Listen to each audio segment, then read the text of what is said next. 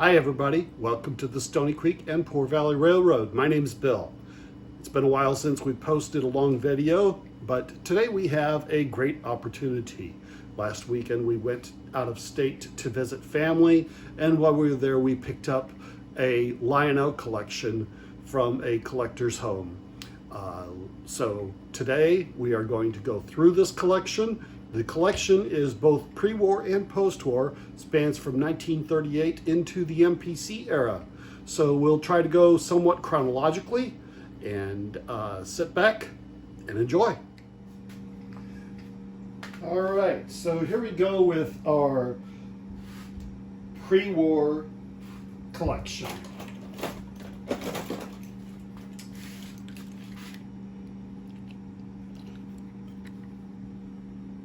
First up is a 3659 operating coal car. This guy did need some rewiring, as you can see there, but it is now back to fully operational. So nice and easy, works well, even including the operating couplers. And as you can see, it's in really good condition, considering that it's from the 1930s. So again, that's the 3659.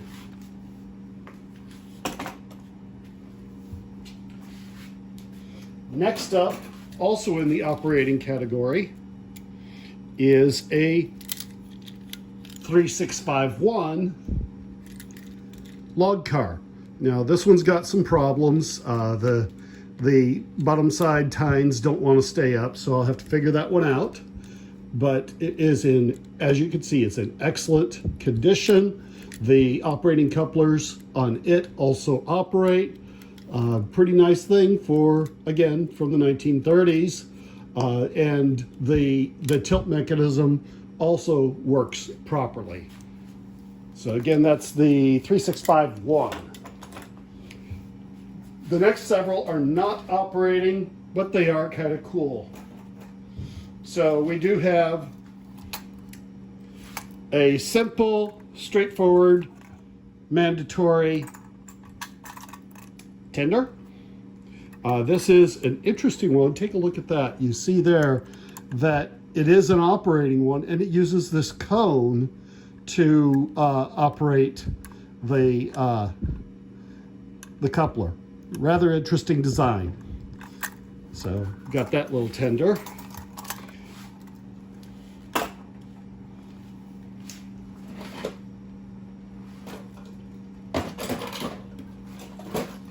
This one some of the family really liked. A Shell 2680. Yes, Shell, not Sunoco. So 2680. Don't know which year the 2680 was. It was somewhere between 38 and 41. We've got, again, our operating couplers, and notice how good condition even the shoes are in on these. Great condition. They were filthy, but nice little cars. Next up is the requisite Baby Ruth car. Now, this is the first car that I had seen that had Lionel lines with the RR in the middle. So that was a nice thing to see. The box is in great shape. The operating couplers still work on the operating section. The shoes are intact. Doors, as you can see, are just straight up free moving. Great condition, 2679.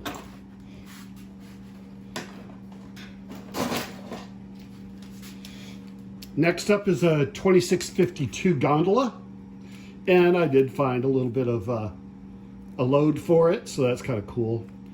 Again, the shoes on the operating couplers are in great condition, and the car is just in amazing condition for being as old as it is. Then finally, from the pre-war section, we have our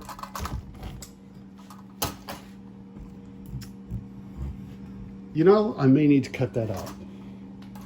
From our final one from the pre-war section is our caboose, a 2682 tin plate. And again, the operating coupler, the box coupler, it works real well. You see how clean these are. I'm really amazed at the condition of this pre-war tin plate set. Does it have the shine and sheen of some of the pre-war stuff? No, but it is in fantastic condition. So now that we've wrapped up our pre-war, let's go on to post-war. The first post-war up for consideration is this Type R transformer. Controls up to 2 trains, plus has a couple of constant voltage circuits in it. And believe it or not, this is all original. The circuit breaker and the cord are original, and it works well. I even tested the circuit breaker to make sure it trips, and it trips without a complaint. So that was a nice little find. Next, we'll go into a couple of tenders that we got. They're not anything special. We got a little slope back. You know, nice little tender there.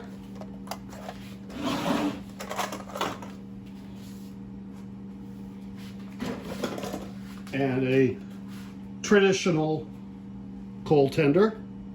Nothing special. And then the final tender is a 6466 WX. And once I replaced the dried out wiring, she sings like she oughta. Really, really great condition, all of these. It's pretty amazing. We suspect that it has been put away for more than 30 years. To go along with our coal loader and our log loader, of course, we did get a couple of trays. And then we got a couple of post-war locos. First up is this beautiful 1666. So 1666 being a 262, predecessor to the 2026. And this guy works great. I mean, the only defect really is missing 1 jewel. I'm not complaining. 3-position E unit works fantastic. I did a open everything up and lube everything, and works great. I do have to replace 1 electrical pickup shoe, but that's not a big deal. So, nice little 1666. Our final loco is the 2026. And again, fantastic condition. It is funny that it's missing the opposite marker jewel. And other than that, it's in really good condition. Both of these, I serviced the commutator, lubed them up, and they run like champs. So I'm pretty pleased. And in case you didn't know, the 1666 and the 2026 did start from the same boiler as their origins. So now we're going to get into our rolling stock. And as I said, I'm trying to be fairly chronological in this. So we got a Santa Fe 6454. This is the die-cast metal one. It's got the staple-in trucks and the magnetic coupler, which, as you can see, works just fine. This one doesn't. It's a little bit bent, I think. That's fixable. All right. Part of our standard collections, we got our Sunoco, our Sunoco tank car. Again, we've got our magnetic couplers. This is the 6465, by the way.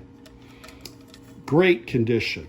I mean, there's a little bit of wear on the lettering, but insignificant compared to some of the cars that I've got.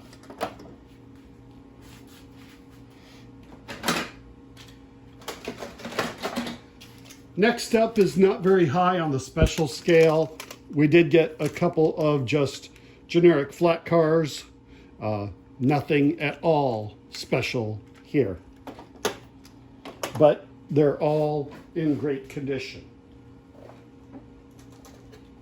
Next, from 1957, we got a pair of Frisco boxcars. They're in pretty good condition. They were filthy, but they cleaned up nicely. So we've serviced them and they're ready to roll.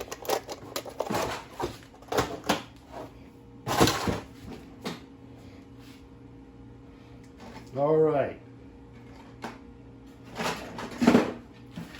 There is one car that is nearly ubiquitous to all Lionel layouts. That is the Lehigh Valley 2-bay hopper. And we have a few different ones. We have this 2456. So the 2456 has electrocouplers on it. So, and it's a significantly heavy shell. And then we have this one that is not labeled. Nice to get things in frame, right? Not labeled. Again, just the basic hopper. This one has one operating coupler, one fixed. And the final of these Lehigh Valleys is this pale yellow one. And yeah, it's nothing special, just a simple hopper.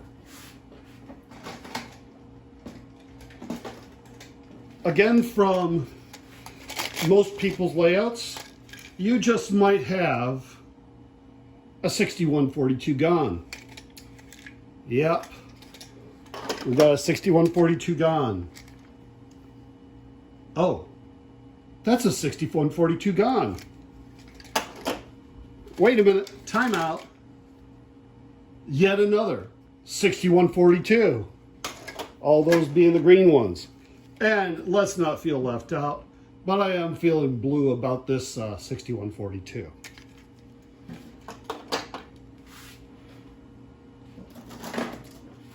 Finally, a couple of the cool rocket fuel tankers. Those are really nice. Guys, these were tan with dust, so they cleaned up mighty nicely.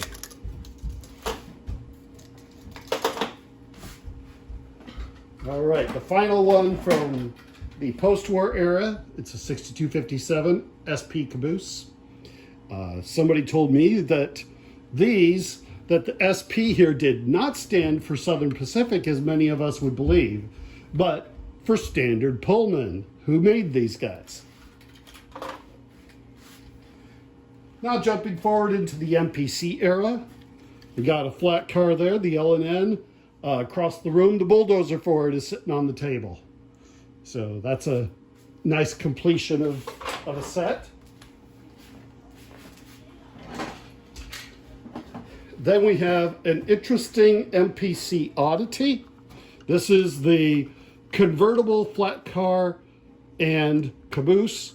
We're missing the front section of the working caboose, and we're missing the ladder section, but this whole cupola comes off and goes into a few peg holes.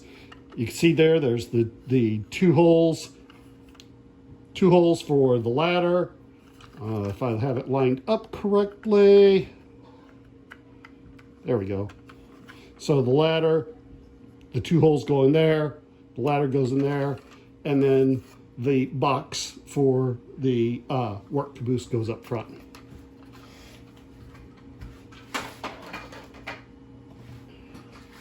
And finally, we have this Jersey Central 9069, again, MPC era.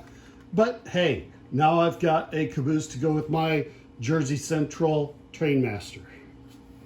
So there you go, folks. That was a significant haul. You've got both MPC, well, you've got MPC, you've got post-war, and you've got pre-war all in one. So that was kind of a fun haul. I was really appreciative to the people who put it together for me to be able to get it.